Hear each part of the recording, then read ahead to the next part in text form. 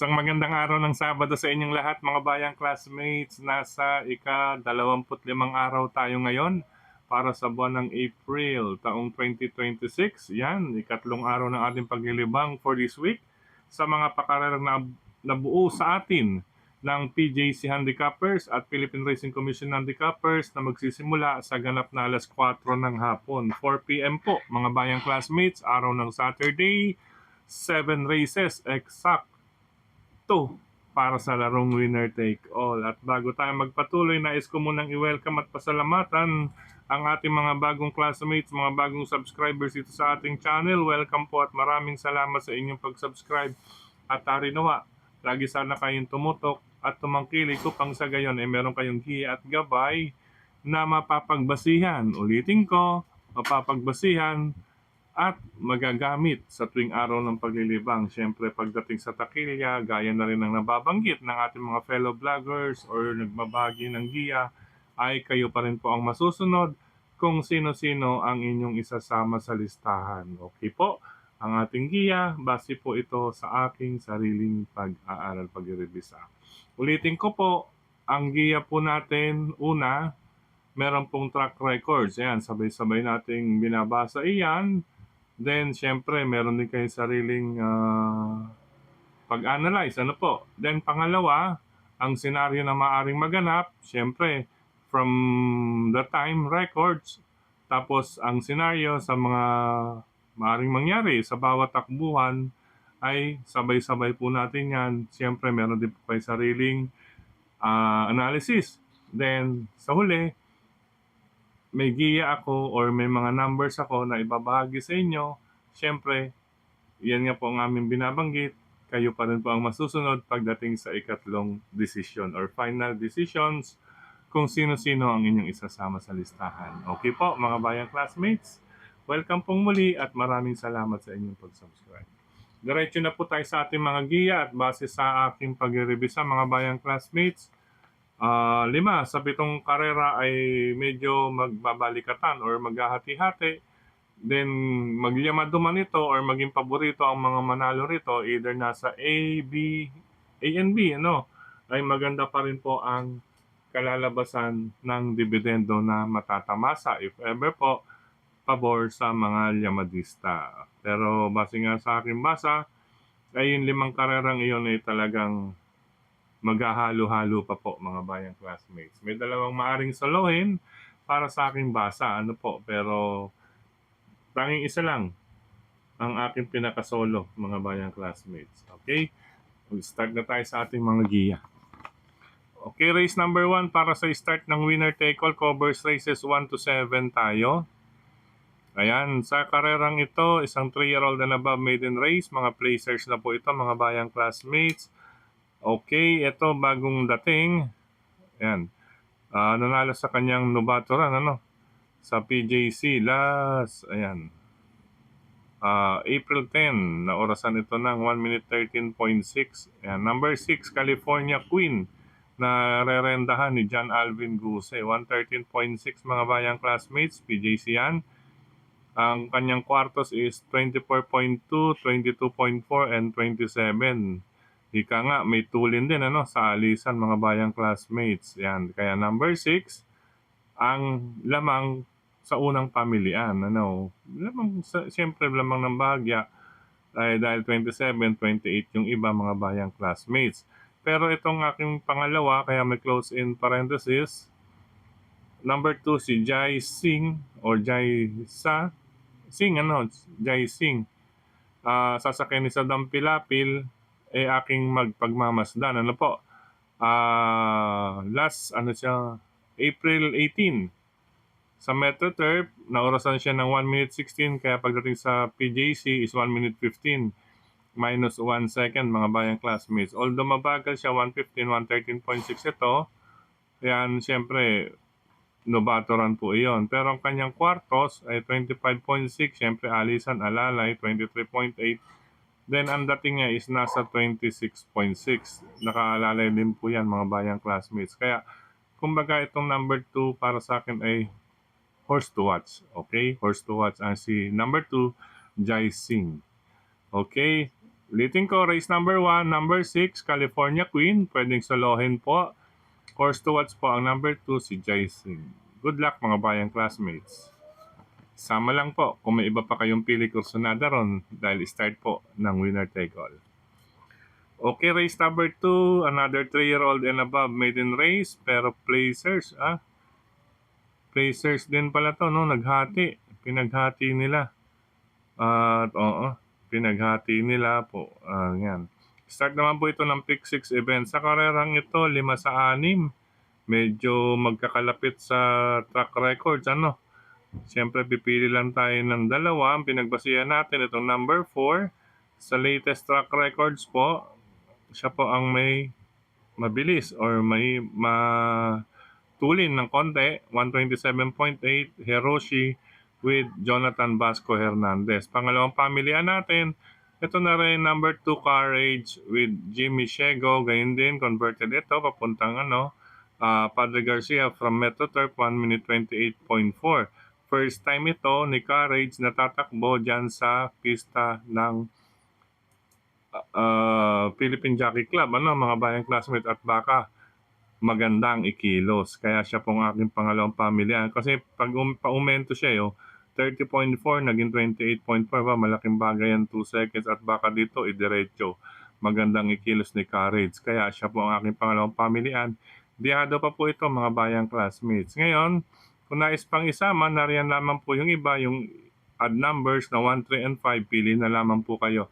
Maganda pong laban pa rin ito kasi medyo sabi natin mga nasa murang edad pa, no? Gayon din ang kanilang medyo kinakapapa po itong ganitong klaseng grupo. Although may mga placers na po ito, ay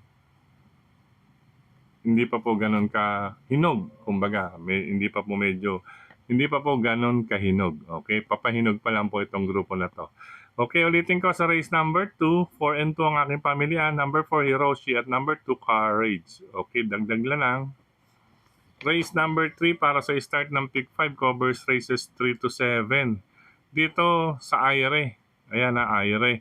Ang labanan na unang ating nababasa or nabasa, ayan, 4 ang may angking tulin. 1,400 meters, 4 ang may angking tulin. Medyo galing sa init pa ang pista, Pero sa papalamig na ito, nasa dakong alas 5 na to.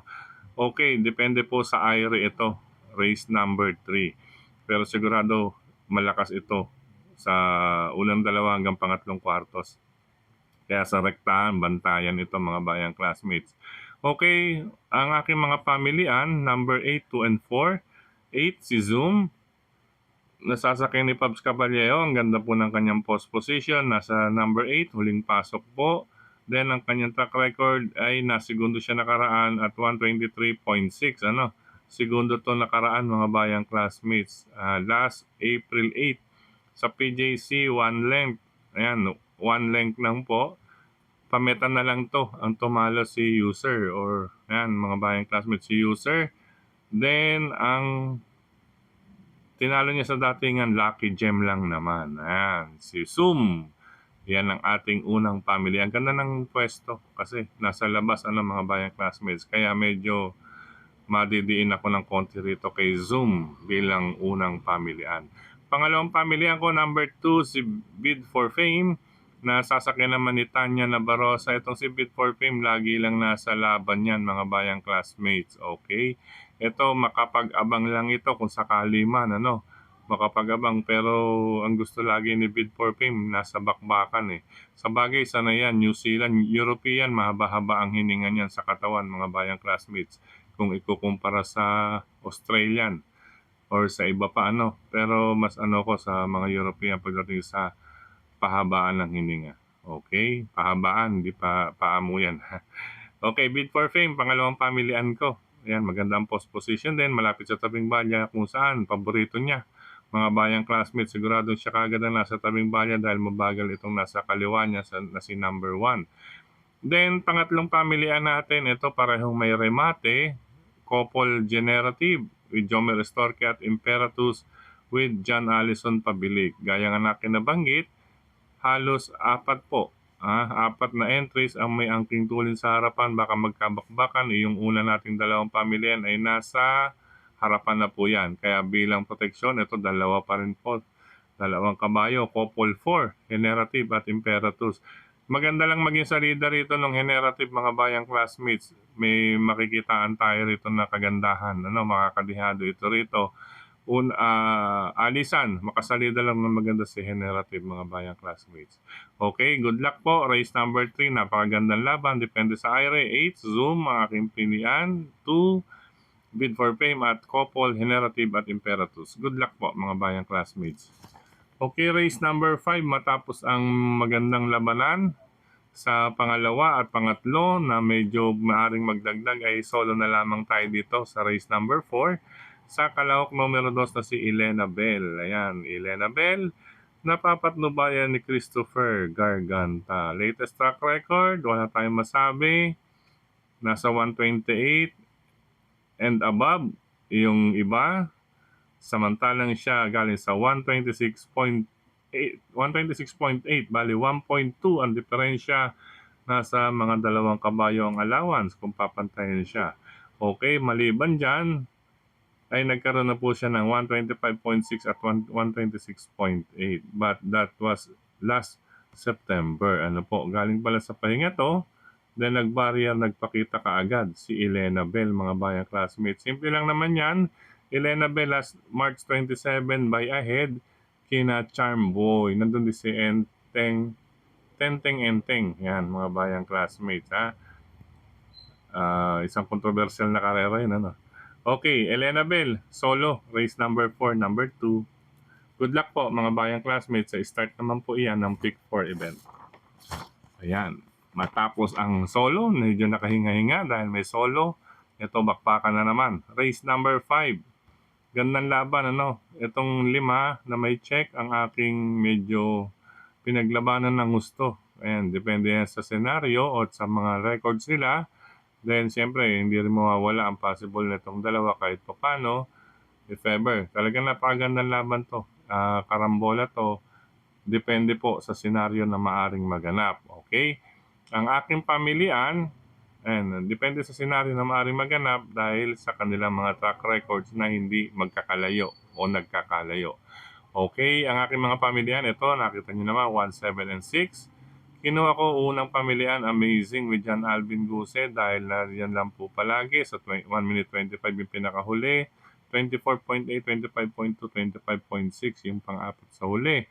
Then, pangalawa si 7, si Great Sashi with Andrew Bumbum Villegas dahil may 5.125 rin po ito, mga bayang classmates. Kung i-compares to others, yan, marami ng S, Kung i-kumpara sa iba, ay iyon po ang pangbangga kay Amazing. Yan. Para yung sigurado gagalaw ng gusto rito si John Alvin dahil si Great Sashi nasa labas. Printer rin ito makaka-diskarte, mga bayang classmates, si Great Sashi. Then pangatlong pamilyan ko, napupunto. Ayan, kinalabit na po nakaraan. Number 6, controller ni Jigger Paano. May 124.6 naman po siya. Ayan. Although medyo lumakas or tumaas ng konti ang laban niya, pero tingin ko may maibubuga. Kasi sa latest track records nila, siya po ay may maganda. 124.6. Okay? Ngayon, sa mga nais pa magdagdag, baka mamaya magkabakbaka sa harapan, ay nariyan po ang mga remate na long shot, 2, Modern Legacy at itong si ECJ number 5. Yan, kaya may mga check. Yung dalawa pang may check na number 2 and 5, baka makaremate, mga bayang classmates. Ito, parang nag-aabang lang to sa tamang pagkakataon. Pag dito, mabigyan na magandang go signal to. Easy KJ ni Boji Henson. Ito, makakalong shot, Kaya napakagandang laban, mga bayang classmates, itong race number 5. Kung may kapital na rin lang, go lang. Ngayon, kung may iba pa kayong pili dyan or sariling pili, go lang din. Kayo pa rin po ang masusunod. Binabanggit ko lang o binabagi ko lang na magandang bakbakan. Iyang race number 5 dahil sa kanilang mga track records at depende po sa senaryo na mali maganap. Good luck po, race number 5. Doon ako tayo sa race number 6, penultimate race. Ito. Number 2, una nating pamilian, mga bayang classmates. Sa huling dalawang track records niya, nasa 125 point something. Bali, 125.4 naging 125. Pareho pong place, nabitin pala sa segundo. Kung ikukumpara to others, ay siya po ang may magandang huling dalawang track record. Maliban dyan, paumento rin po siya from 1 minute 26.4, 26.4, 25.4 at 25 sarado. Yan po ang dahilan kung bakit aking iuna sa bilang pamilian si number 2 Mabel na rerenda ni Jonathan Vasco Hernandez. Ganda pa ng post position nito. Laging mas maganda ang galaw ni Mabel kapag malapit sa tabing balya. Kapag nakakabalya, okay? Pangalawang pamilihan ko ito, medyo gumaang na ang laban para sa akin, Wild is the Wind, na nasa kamay pa rin ni Andrew Boom Boom Villegas. Ito po si Wild is the Wind, sige lang po na sige ito. At baka dito, medyo gumaang na ang laban sa akin, baka dito maka-score ito ng malaking upset ba to na tinatawag. Kasi siyempre, medyo hindi ganong papansinin si Wild is the Wind, ayun, pero hindi nila napansin ang pinanggalingan na neto ni Wild is the Wind na grupuhan. Puro imported runners na po ang nakasagupa rin nito. Okay?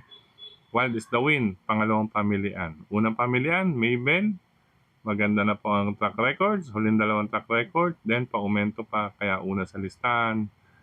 Si Wild is the Wind, ang makakasingit kung sakali man sa race number 6. Okay, good luck mga bayang classmates. Dagdag na lang kung may iba pa kayong kursunada at mababalitaan. Okay, last and final race. Ito, pipitong kalahok. Naku, last and final race, pipitong kalahok. Baka magkakarambulahan pa rito. Race number 7. Pero binibigyan ko pa rin ng pagkakataon na Jackie O'Neil Cortez sa ibabaw ni Frosty Raven. Pangatlong pagkakataon. Hari nawa, magtagumpay na itong si Frosty Raven sa kamay ni O'Neil Cortez. O'Neil, pabuenas. Medyo pagpag muna ng kamay bago pumarada. Pagpag lang ng kamay, palakpak ng 3 beses, parang may dalang buenas. Frosty Raven, mga bayang classmates, iuna natin sa listahan. Race number 7. Pangalawa kong pamilya, number 5, Amaranth, Dejado Torito with JTZ. Kung mapapasin nyo ang track record, nagpanalo na po yan si Amaranth. Mukhang mas gusto ni Amaranth dyan sa Padre Garcia, mga bayang classmates. Kaya siya po ang aking pangalawang pamilian. Kasi kung i-compare to others, 27, 29, 28 point something. Ito nung nanalo is 126.4. Napaganda pa po ng preba ni Amaranth dito sa Padre Garcia. Yan. Bilang mga deremati sila, meron tayong isang banderista. Itong si number 2 na si 911.